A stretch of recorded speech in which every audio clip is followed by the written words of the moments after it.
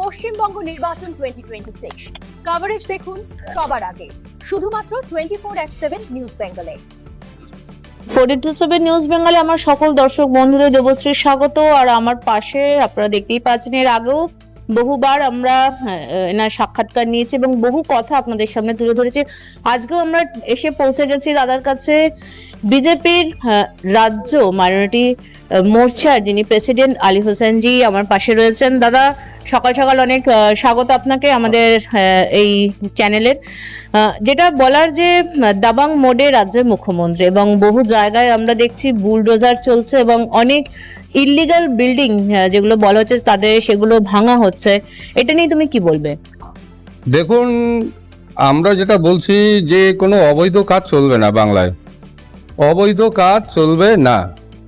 অবৈধ কাজে যদি আমরা মদত দিই তাহলে তৃণমূলের সঙ্গে আমাদের তফাৎ কোথায়? স্বাভাবিক কারণে আমরা পৌরসভার যে কলকাতা কর্পোরেশন, তার কর্পোরেশনের কাছে আমরা বলেছি যে পশ্চিমবঙ্গের বিশেষ বিশেষ জায়গাগুলোতে যেগুলোতে আমরা ডাউট মনে হচ্ছে সেই জায়গাগুলোতে ইলিগাল কনস্ট্রাকশন হয়েছে কিনা তার কাগজপত্রগুলো আমাদের দেখাতে হবে।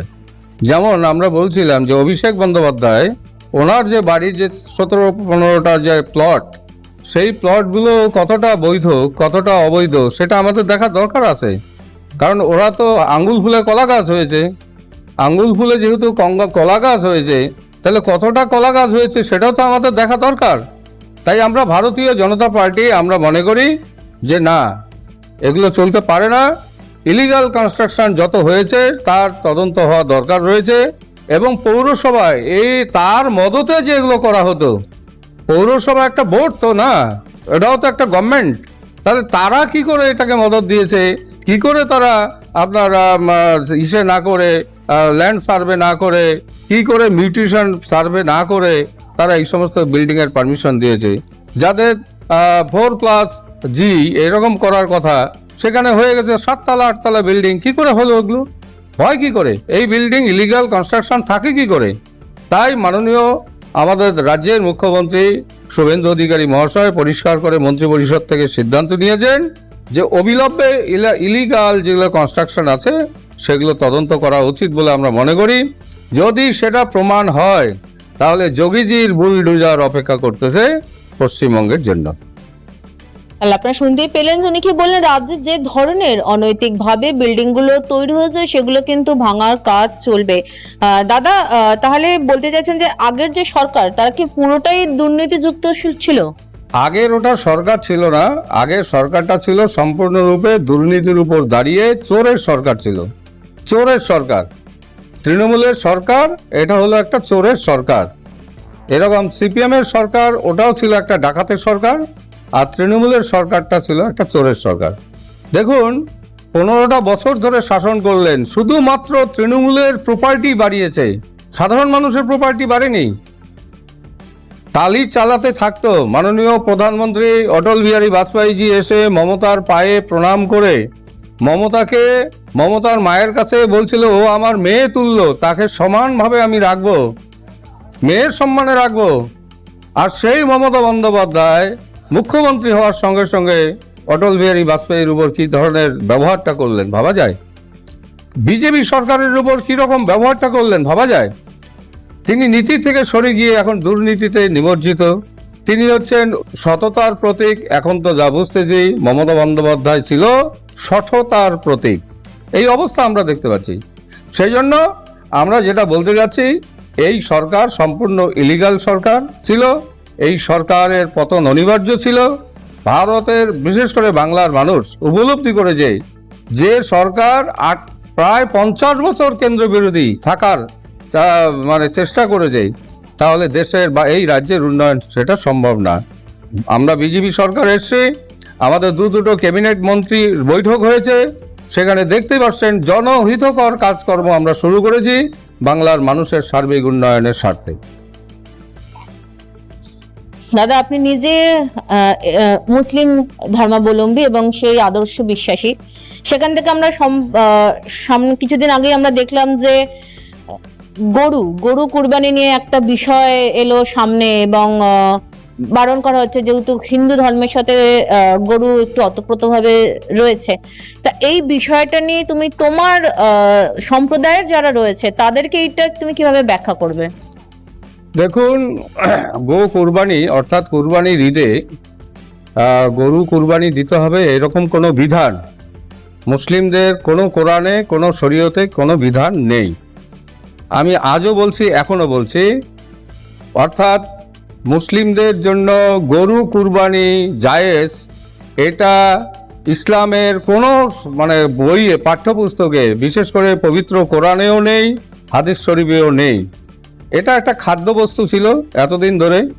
কিন্তু ভারত সরকার 1950 সালের অ্যানিম্যাল স্লটার অ্যাক্ট 12 সেই আইন করে 1950 সালে সেটা বাতিল করে দেওয়া হয়েছে, অর্থাৎ গোহত্যা নিষিদ্ধের কথা বলা হয়েছিল। আমরা দেখলাম পরবর্তীতে ইংরেজ সরকার চলে যাওয়ার পর কংগ্রেস সরকার এসেছিল, আর কংগ্রেস সরকার এসে সংবিধানে লেখা সত্ত্বেও এগুলোকে মান্যতা না দিয়ে তোষণের রাজনীতি করেছে কংগ্রেস। মুসলিমদের নিয়ে ভোট ব্যাংক করেছিল কংগ্রেস, যার ফলে অ্যানিম্যাল স্লটার অ্যাক্ট 12 কার্যকরী হয়নি, পশু নিধন আইন কার্যকরী হয়নি। আজকে দীর্ঘদিন ধরে আমাদের এই পশ্চিমবঙ্গে আজকে সেটা চলছে। একটা টাইমে বামফ্রন্ট সরকারের 84-85 সালে আমাদের রাজ্যে সেই সময় মুখ্যমন্ত্রী ছিলেন জ্যোতিবাবু। তিনিও হাইকোর্ট করে বলছেন যে কেন খাবে না, এরা খাবে, এরা খাবার ব্যবস্থা করব, এদের খেতে অসুবিধা নেই। এগুলো জ্যোতিবাবুরা বলেছিল সেই সময় কোর্টে গিয়ে। পরিষ্কার করে হাইকোর্টও কিন্তু নাকচ করে দিয়েছে, যেখানে নিষিদ্ধ রয়েছে সংবিধানের 48 নম্বর ধারাতে এই গোহত্যা বন্ধের জন্য। সেই জন্য আমরা ভারতীয় জনতা পার্টি আমরা যেটা বলছি, আইনের পথেই চলবে।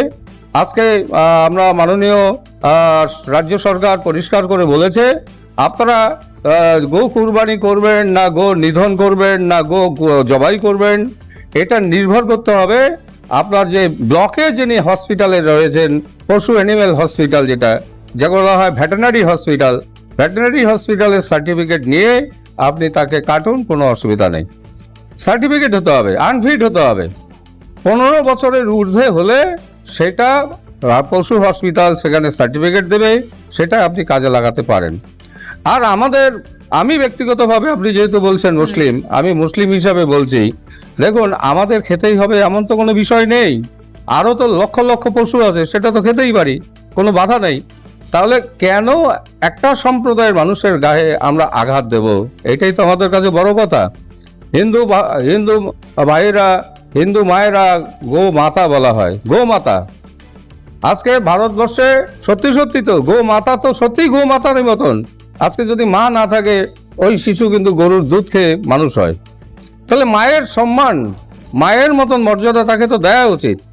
আজকে সেই গরু, গবাদি পশু, সে লাঙ্গল কষণ করে সে আমাদের ফসল উৎপাদন করে দিচ্ছে। আজকে সে যদি সেই সময়টায় না থাকতো, তাহলে আমাদের কৃষি ব্যবস্থা চলতো কি করে? সুতরাং তাদের সংরক্ষণ তো দরকার, তাদের তো সম্মান তো দরকার। একইভাবে দেখুন, আজকে আল কাবির কসাইখানা থেকে শুরু করে এরকম আরো বড় বড় কসাইখানাগুলোতে বাণিজ্যিকভাবে সেখানে কাটা হচ্ছে। আমরা চাই সেই জায়গাগুলো কঠোরভাবে দেখা হোক এবং নিষিদ্ধ করে দেওয়া হোক। একটা আইন বের করানো হয়েছে যে আপনারা যদি খান তাহলে যেটা বলা হয়েছে যে পশু হত্যা নিধন আইনের মধ্যে থেকে আপনি যে পারমিশনটা পাবেন সেই পারমিশন নিয়েই আপনাকে এটা খেতে হবে।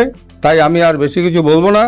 আমি যেটা পরিষ্কার করে বলতে চাই, মুসলিম ভাইদের কাছে আমি আবেদন জানাতে চাই, যেটা ধর্মে নেই সেটা অকারণে কেন আমরা জেদাজেদি করে এই হিন্দু মুসলমান মানুষের মধ্যে একটা সম্পর্ক নষ্ট করব?